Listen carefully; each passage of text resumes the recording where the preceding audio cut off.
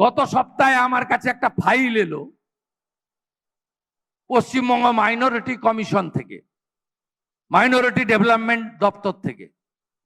বলছে 27 জন সর্বোচ্চ নম্বর পাওয়া মুসলিমকে মাধ্যমিকে স্পেশাল অ্যাওয়ার্ড দিতে হবে। আমি আধিকারিককে জিজ্ঞেস করলাম যে এটা কি আগে দেওয়া হতো? না, বলছে এই বিগত 7-8 বছর দেওয়া হচ্ছে, আগে হতো না লেফটের সময়। আলাম মাইনরিটিস ডেভেলপমেন্ট ডিপার্টমেন্ট মানে কি? মাইনরিটিস ডেভেলপমেন্ট ডিপার্টমেন্ট মিন্স ভারতবর্ষের সংবিধান যাদেরকে মাইনরিটি বলেছে তারা কারা? তারা মুসলিম, তারা খ্রিস্টান, তারা জৈন, তারা বুদ্ধিস্ট, তারা পার্সি। এমন গ্রুপগুলোকেই মাইনরিটি বলা হয়েছে। আমি জানতে চাইলাম তাহলে শুধু মুসলিম কেন? আমি ফাইল রিজেক্ট করলাম। আমি বললাম কয়েকদিন আগে ধনধান্য অডিটোরিয়ামে আমি 1 থেকে 20 মাধ্যমিকে প্রথম হওয়া সকলকে আশীর্বাদ, শুভেচ্ছা, ফুল, মিষ্টি, ল্যাপটপ দিয়েছি। তার মধ্যে অনেকগুলি মুসলিম ছেলে মেয়ে ছিল যারা কৃতিত্বের সঙ্গে 1 থেকে 20-র মধ্যে চান্স পেয়েছে। তাহলে আলাদা করে আবার 27 জনকে আমি দেব কেন? এটা হচ্ছে অ্যাপিজমেন্টের স্টাইল অফ ফাংশনিং। আপনি কোন আরব কান্ট্রিতে, যারা মুসলিম কান্ট্রিতে এই রকম মাইকের আওয়াজ পাবেন? আপনি বলুন তো, 56টা মুসলিম কান্ট্রি রয়েছে, এরকম হিউজ মাইকের আওয়াজ, আনলিমিটেড। আমি বললাম মাইক বাজান, হিন্দু হন, মুসলিম হন, যেই হন, প্রিমিসেসের মধ্যে রাখুন সাউন্ড। কেন বাইরের লোককে আপনারা ডিস্টার্ব করছেন? কেন বাইরের লোককে করছেন? কোন মুসলিম কান্ট্রিতে হয় না। এই যে স্টাইল অফ ফাংশনিং, অ্যাপিজমেন্ট, আপনি ভাবতে পারেন আগের মুখ্যমন্ত্রী 66 কোটি সনাতন গেছে স্নান করতে, শুধু বিজেপির লোকেরা নয়, গোটা পৃথিবীর হিন্দুরা এসে স্নান করেছে প্রয়াগরাজে। আস্থা অনেকেই গেছে যারা বিজেপি নয়।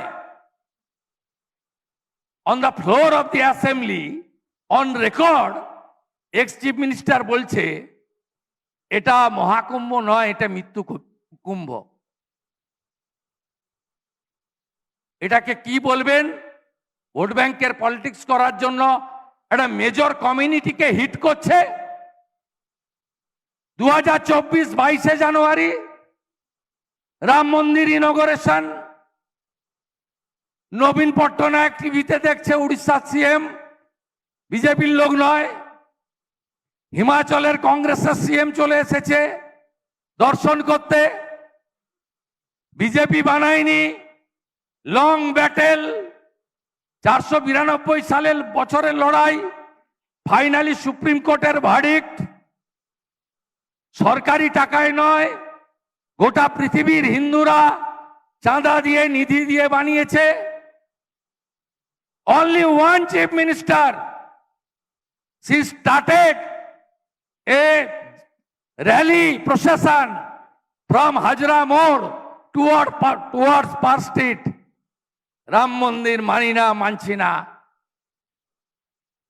This is the part of the appeasement. এগুলো হচ্ছে অ্যাপিজমেন্টের ছোট্ট ছোট্ট উদাহরণ। কিছুদিন আগে আমার একটা কথা নিয়ে খুব সমালোচনা করেছিলেন বিরোধীরা। প্রাক্তন মুখ্যমন্ত্রী, উনি তো এখন ফেসবুকেই আসেন, বলেছিলেন যে শুক্রবার তো শুধু একটা নির্দিষ্ট ধর্মের লোকেরা প্রেয়ার করে তা নয়, সন্তোষী মারও দিন বলেছিলেন। আরে প্রাক্তনকে আমি বলতে চাই আপনাদের ওপেন ফোরাম থেকে, শুক্রবারটা তো আমি বলিনি, আপনি বলেছেন।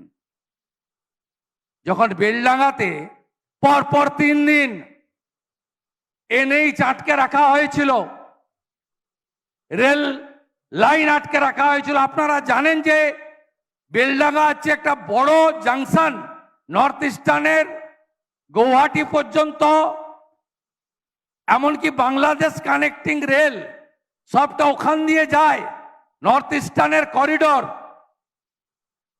নেপাল ভুটান সব ফ্রেট যায় ওখান দিয়ে। আপনি সেখানে রেল লাইনকে বন্ধ করে রেখেছেন 3 দিন। জি 24 ঘন্টার একজন ইয়াং আমাদের রিপোর্টার বোন, বহরমপুরের বাড়ি, তাকে পিটিয়েছেন। আর আপনি এয়ারপোর্টে দাঁড়িয়ে নর্থ বেঙ্গল যাওয়ার সময় বলে গেলেন শুক্রবার তো একটু আধটু হবেই, আমি কি করব, হোয়াট ক্যান আই ডু। আমি শুক্রবার বলিনি, আপনি বলেছেন। আপনার কথাটাকে আমি ফিরিয়ে দিয়েছি। আমি সব সময় বলতাম চিরদিন কাহারও সমান নাহি যায়। পৃথিবীটা গোল, এমন কোন কাজ করে যাবেন না যার রিটার্ন আপনাকেও পেতে হবে। এই হাই অ্যাপিজমেন্ট পলিটিক্স আর distribution of the toll, no employment. 2021 সালে আসার পরে 9 মাস পরে 1,52,00,000 মহিলাকে 500 করে টাকা দিয়েছেন উনি, 500 রুপিজ ইচ। কতদিন দিয়েছেন? 2024 সালে লোকসভা ভোটের 2 মাস আগে পর্যন্ত। তারপরে ভোট এসেছে, 30% রিজার্ভ, আবার গরিবের দুর্বলতাকে ছিনতাই করব, 500টাকে 1000 ঘোষণা করে দিলাম লোকসভা ভোটের 2 মাস আগে। আবার চলতে থাকলো, আবার বিধানসভা ভোট আসছে, তার ঠিক 4 মাস আগে ডিসেম্বর মাসে 1000 টাকা করে দিলাম 1500। অন্যদিকে এমপ্লয়মেন্ট, লাস্ট পাবলিক সার্ভিস কমিশনের নোটিশ বেরিয়েছিল 2017-তে, লাস্ট স্কুল সার্ভিস কমিশনের নোটিশ বেরিয়েছিল 2015-তে। এইভাবে সরকার চলতে পারে? কোন এডুকেটেড ইউথকে এমপ্লয়মেন্ট দেব না? 34 বছর লাল ঝান্ডা কারে ফুকার, ইনকালাব জিন্দাবাদ সব তালা লাগিয়েছে। উগ্র ট্রেড ইউনিয়ন পলিটিক্স, গঙ্গার এপার ওপার জুট মিল, যা যা ছিল, ডক্টর বিধান রায় যা করে গেছিল, একদম কল্যাণী থেকে আসানসোল চিত্তরঞ্জন যত বন্ধ করার কাজ করেছে। ম্যানেজমেন্টকে মারো, মালিকদেরকে পেটাও।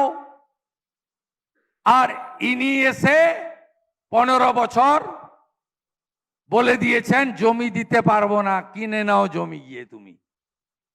জমি টমি কেনার মধ্যে আমি নেই। ইন্ডাস্ট্রি হবে কি করে? ইনভেস্টমেন্ট আসবে কি করে? আমি বা আপনারা বলছি না, লেট রতন টাটা বলছে। ভারতবর্ষের কৃতি মানুষ বিশ্ব যাকে বন্দিত করে, কি বলেছিলেন? I am living Bengal. আমি ব্যাড এম কে ছেড়ে যাচ্ছি, আমি গুড এম এর কাছে যাচ্ছি। ব্যাড এম এর নামটা কি আপনারা জানেন, আর গুড এম এর নামটা তখন ছিল গুজরাটের মুখ্যমন্ত্রী নরেন্দ্র দামোদর দাস মোদী। আমি বলিনি, আমি তো BJP nominated chief minister. I M a political person, my leader, ultimate leader is Narendra Modi. আমি তো বলবোই যে এটা রতন টাটা বলে গেছিলেন। উনি যা বলে গেছিলেন আজকে বাংলার মানুষ সেটাই বলছেন, সেটা মানুষ ঠিক করে নিয়েছেন। বলছেন আমি পশ্চিমবঙ্গ ছাড়তে চাইনি, আমার মাথায় ট্রিগার রেখে আমাকে পশ্চিমবঙ্গ থেকে বেরিয়ে যেতে বাধ্য করা হয়েছে, তাই ইন্ডাস্ট্রি এখানে আসেনি। আমরা 34 বছরের, গাড়ির চাকা ঘুরছে না, ঘুরবে না, হরতাল হরতাল, বাংলা বন্ধ বাংলা বন্ধ, এ থেকেও বেরিয়ে আসবো। নন্দীগ্রামের গুলি চালানোর মতো জমি অধিগ্রহণের যে নীতি লেফটের কৃষকদের পিঠে গুলি করেছে, আমরা সেই নীতিতেও যাব না। আর 15 বছর তুমি শিল্পপতি, জমি তুমি কিনে নাও ভাই, আমি তোমার সঙ্গে নেই। জমি টমি কিনে নেওয়ার পরে ইনসেন্টিভ বিয়াসও দিতে পারবো না, ফিতা কাটতে আমাকে ডাকতে হবে। আর কি করতে হবে? আমার লোকের কাছ থেকে সিমেন্ট কিনতে হবে, পাথর কিনতে হবে, বালি নিতে হবে, রড নিতে হবে। টেন্ডার যাকে খুশি দাও, এলএনডি কে দাও আর যাকে পারো দাও, সাব টেন্ডারটা আমার ভাইদের দিতে হবে, আমার শকত মোল্লা ভাইদের, শাহজাহান ভাইদের দিতে হবে। এটাই তো ছিল। ভারতীয় জনতা পার্টির সরকার দুটো জায়গা থেকে বেরিয়ে আসবে, ল্যান্ড পুলিং, ল্যান্ড পারচেজ। দেখতে থাকুন, ইউপি সাকসেস হয়েছে, গুজরাট সাকসেস হয়েছে, মহারাষ্ট্র সাকসেস হয়েছে। মাত্র 2 বছরের সরকার ভুবনেশ্বর পুরী